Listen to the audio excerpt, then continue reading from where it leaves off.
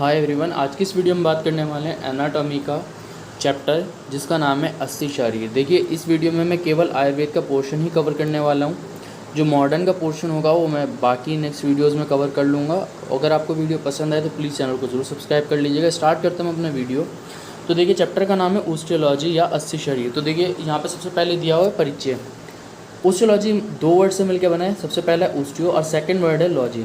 Osteo का मतलब क्या होता है? ओस्टियो को रिप्रेजेंट करते हैं हम बोन्स से, और लॉजी का मतलब होता है साइंस, यानी कि वो साइंस जिसमें हम बोन्स की स्टडी करते हैं उसको हम कहते हैं ओस्टियोलॉजी या 80 शरीर। तो science of bones is called osteology. अब यहाँ पे हमें पढ़ना है पूरा चैप्टर आयुर्वेद के अकॉर्डिंग। तो आयुर्वेद के अकॉर्डिंग अगर बात की जाए तो आयुर्वेद में आप जानते हो 7 धातु होती हैं।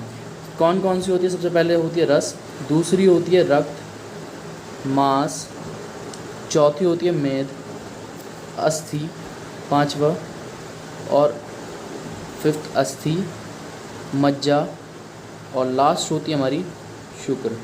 तो जो आपका अस्थि है वो कौन से नंबर पे आ रही है? 5वें नंबर पे। तो यहाँ पे क्या कहा गया आयुर्वेद के अनुसार, ये कौन सी है? 5वीं धातु होती है।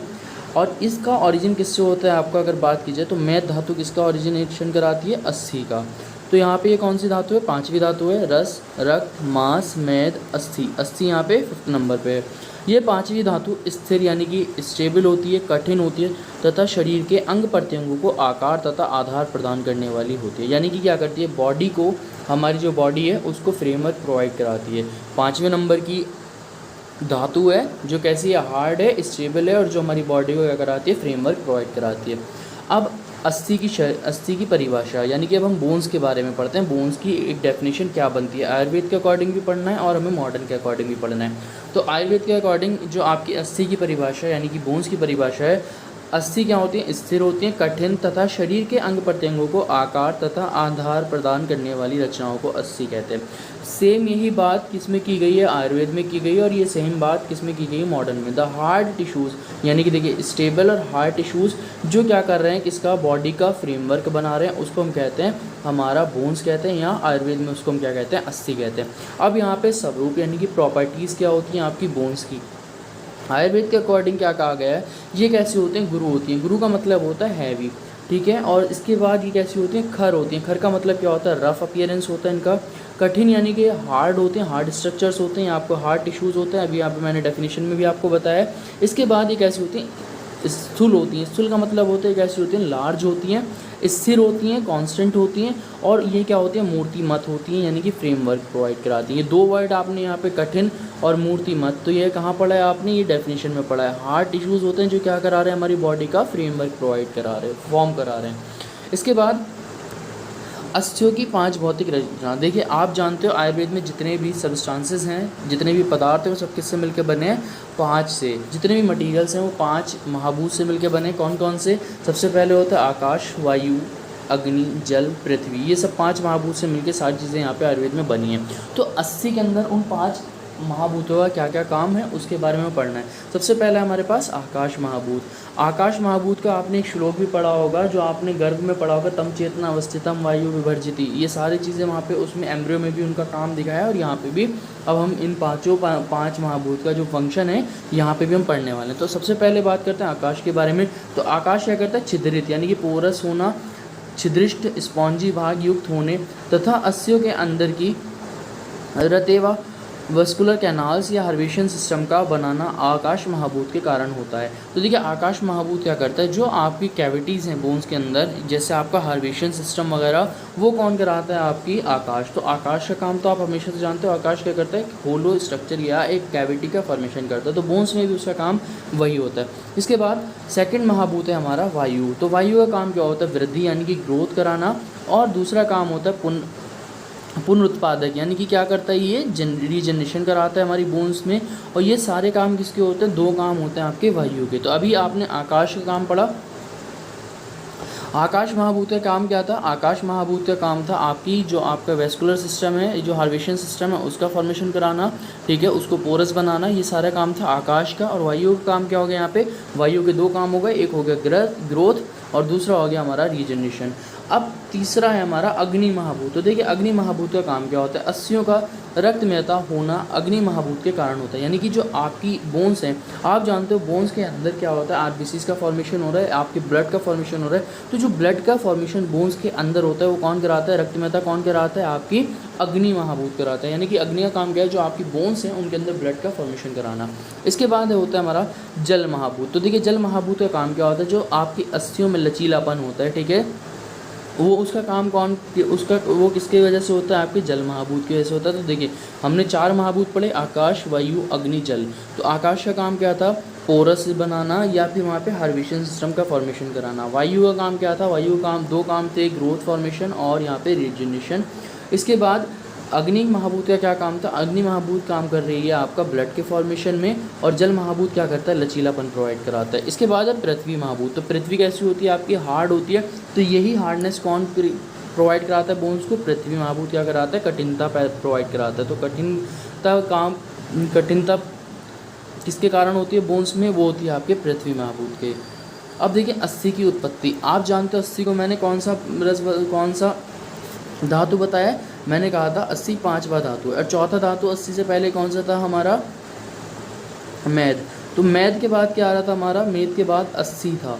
तो देखिए जो चौथे नंबर की धातु है उससे कौन बन रहा है, 5वें नंबर की धातु अस्थि। तो अस्थि किसकी उत्पत्ति है, अस्थि उत्पत्ति होती है मैद धातु से। तो मैद धातु से किसका फॉर्मेशन होता है, आपके अस्थि यानी कि आपकी बोन्स का।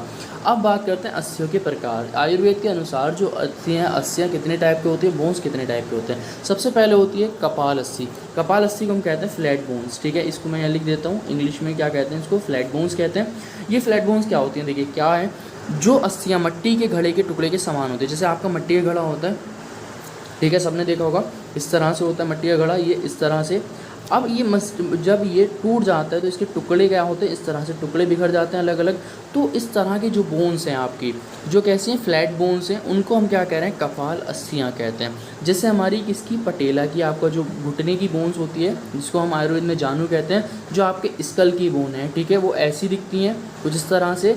तो उनको हम क्या कहते हैं, कपाल अस्थि या फ्लैट बोन्स। जिसमें एग्जाम्पल्स आ जाते हैं पटेला, स्कल, टेम्पोरल बोन, जिनको हम आयुर्वेद में क्या कहते हैं, शंख, और बहुत सारे यहाँ पे एग्जांपल्स हैं। इसके बाद सेकंड है हमारी रोचक अस्थियाँ। यहाँ पे थर्ड हो चुका था, सेकंड कर लीजिएगा आपको। सेकंड है हमारी रोचक अस्थि। रोचक अस्थि क्या होती है, ये अस्थियाँ कंघी के आकार में, देखिए कंघी के आकार की होती हैं। जैसे इस तरह से आपका कंघी का शेप होता है, ये इस तरह से, तो इसी तरह की ये होती हैं। अब देखिए ये अपीयरेंस आपकी बॉडी में कौन सी बोन्स में मिलता है, ये अपीयरेंस मिलता है आपका कुछ टीथ में, इस तरह से टीथ होते हैं। तो ये जो अस्थियाँ हैं इनको हम कहते हैं रोचक अस्थियाँ। यानी कि रोचक अस्थियाँ वो हैं जिनका कैसा हो, कंघी के जैसा आकार हो, उनको हम क्या कहते हैं, रोचक अस्थियाँ। रोचक अस्थियाँ का एग्जाम्पल है आपका दांत, इस तरह से आपके दांत दिखते हैं। लेकिन आधुनिक एक पॉइंट आपको याद रखना है, जो आपका आधुनिक यानी कि मॉडर्न जो एनाटमी है उसमें इसको अस्थियों में काउंट यानी कि बोन्स में काउंट नहीं किया जाता, ये अलग है। इसके बाद आता है हमारा थर्ड टाइप की है तरुण अस्थियाँ। तरुण अस्थियाँ कैसी होती हैं, शरीर के अस्थियाँ प्रारंभ में, स्टार्टिंग में तो ये कैसी होती हैं, सॉफ्ट होती हैं, लेकिन जैसे जैसे एज बढ़ती है यानी कि एडल्ट जैसे जैसे एडल्ट का फॉर्मेशन होता है उसमें क्या बन जाती हैं, अस्थि बन जाती हैं। तो तरुण अस्थियाँ होती हैं जो स्टार्टिंग में कैसी थी, सॉफ्ट थी, और बाद में क्या बन गई, वो वहाँ पे जाके हार्ड बोन्स बन गई, उनको हम कहते हैं तरुण अस्थियाँ। या इनमें दूसरी एक बात और हो सकती है, दूसरी वो जो स्वभाव से ही तरुण यानी कि स्वभाव से ही कैसी हो, स्वभाव से तरुण अवस्था में रहती हैं, यानी कि स्टार्टिंग से ही कैसी है वो वहाँ पे सॉफ्ट, वहाँ पे उनका कैसा सॉफ्ट अपीयरेंस है। एग्जाम्पल यहाँ पे क्या आ गया हमारा, घ्राण यानी कि आपकी नोज़ की बोन्स, कर्ण यानी कि आपके ईयर्स की बोन, और आपकी ग्रीवा यानी कि आपकी नेक की बोन्स। तो ये कैसे होते हैं, सॉफ्ट बोन्स होती हैं, इनको हम कहते हैं तरुण अस्थियाँ। इसके बाद आते हैं वल्लीय अस्थि। वल्लीय अस्थि क्या कहते हैं, जिन अस्थियों में घुमाव हो, इस तरह से देखिए ये घुमाव इस तरह से कहा गया है कि जिन अस्थियों में घुमाव हो, और ये आपको घुमाव किस में देखने को मिलता है, ये आपकी रिब्स की बोन में देखने को मिलता है। तो रिब्स यहाँ पे एग्जाम्पल भी क्या है, रिब्स, जिस अस्थियों में घुमाव हो या कड़े के जैसे समान गोल हो उनको हम कहते हैं वल्लीय अस्थि। तो वल्लीय अस्थि क्या है, आपकी रिब्स जो हैं उनमें कैसा होता है, घुमाव होता है, कड़े के समान होती है, उनको हम क्या कहते हैं, वल्लीय अस्थि। और एग्जाम्पल आ गया आपका यहाँ पे रिब्स। अब पांचवी टाइप जो होती है वो होती है हमारी नलक अस्थियाँ। नलक अस्थियों को हम कहते हैं लॉन्ग बोन्स, ठीक है, आप यहाँ पे लिख लीजिएगा लॉन्ग बोन्स, यहाँ पे मैं लिख दिया है। लॉन्ग बोन्स क्या होती हैं, जो शेष अस्थियाँ मतलब जो बाकी अभी हमने देखिए अस्थियाँ पढ़ ली, यहाँ पे तरुण अस्थि पढ़ी, वल्लीय अस्थि पढ़ी, रोचक अस्थियाँ पड़ी यहाँ पे कपाल अस्थियाँ पड़ी। तो उसके अलावा जितनी भी बचती हैं उन चारों के अलावा वो सब क्या होती है हमारी नलक संज्ञक होती हैं, यानी कि उनको हम कहते हैं नलक अस्थियाँ कहते हैं, यानी कि आपकी लॉन्ग बोन्स कहते हैं। ये शाखाओं में कैसे होते हैं, लंबी नली के आकार की होते हैं। जैसे आपका फीमर क्या है, आपका फीमर लॉन्गेस्ट बोन है, ह्यूमरस और ये सारी बोन्स और भी बोन्स हैं, ठीक है, जो कैसी होती है, जिनका अपीयरेंस कैसा होता है, जैसे रेडियस, अल्ना, ये सब क्या होते हैं, लॉन्ग बोन्स होती है। तो लॉन्ग बोन्स को हम क्या कहते हैं, जो मॉडर्न में हम लॉन्ग बोन्स कह रहे हैं उनको आयुर्वेद में क्या कहा जाता है, नलक अस्थियाँ कहा जाता है। अब यहाँ तक हमने पढ़ लिया टाइप ऑफ बोन्स पढ़ लिए हैं। आयुर्वेद के अकॉर्डिंग अस्थियाँ कितने प्रकार की होती हैं। अब देखिए अस्थियाँ कितनी होती हैं टोटल, आप जानते हो मॉडर्न क्या कहते हैं 206 बोन्स होती हैं हमारी बॉडी के अंदर, लेकिन जो आचार्य सुश्रुत थे उन्होंने कहा कि हमारी बॉडी के अंदर 300 बोन होती हैं, और आचार्य चरक ने कितनी बताई हैं 360, और जो हमारा मॉडर्न है वो कितने काउंट करता है 206, और यूनानी कितने काउंट करता है 242। ये डिफरेंट आचार्य और डिफरेंट क्या है आपकी जो मेडिकल कोर्सेज हैं उनके अकॉर्डिंग यहाँ पे अस्थियों को डिफाइन किया गया है, जो मेडिकल की ब्रांचेज हैं। अब देखिए 80 की गणना में इतना, लेकिन ये डिफरेंस क्यों आया कि किसी जगह पे 300 डिफाइन की गई है, किसी जगह पे 360, किसी जगह पे 206, किसी जगह पे 242, इतना डिफरेंस क्यों आ रहा है। तो देखिए आचार्य चरक के अकॉर्डिंग सबसे बात ही कर लेते हैं हम आचार्य चरक की, क्योंकि सबसे ज़्यादा इन्होंने ही बताई है 360। तो आचार्य चरक ने क्या किया था, जितने भी हमारी बॉडी के अंदर हार्ड स्ट्रक्चर देखे उनको सबको किस में काउंट कर लिया, उन्होंने अस्थियों में काउंट कर लिया। एक तो ये वजह हो गई, जैसे नाखून, दांत वगैरह, इन्होंने सबको किस में काउंट कर लिया, इन्होंने अस्थि यानी कि बोन्स में काउंट कर लिया। तो पहला डिफरेंस क्या आया कि आचार्य चरक ने क्या किया, जितने भी हार्ड स्ट्रक्चर्स थे उनको सबको किस में काउंट कर लिया, बोन्स में काउंट कर लिया। तो इस वजह से यहाँ पे डिफरेंस आया। और दूसरा डिफरेंस आप जानते हो, जैसे हमारी मॉडर्न में कॉकेक्स की बोन होती है, ठीक है, कॉकेक्स क्या होती है, एक सिंगल बोन होती है, लेकिन ये किससे मिलकर बनी थी, जब 4 बोन्स फ्यूज़ होती हैं तब एक ये बोन्स बनती है। 4 बोन्स क्या होती हैं आपस में जब फ्यूज़ होती हैं तब सिंगल कॉकेक्स बनाती हैं।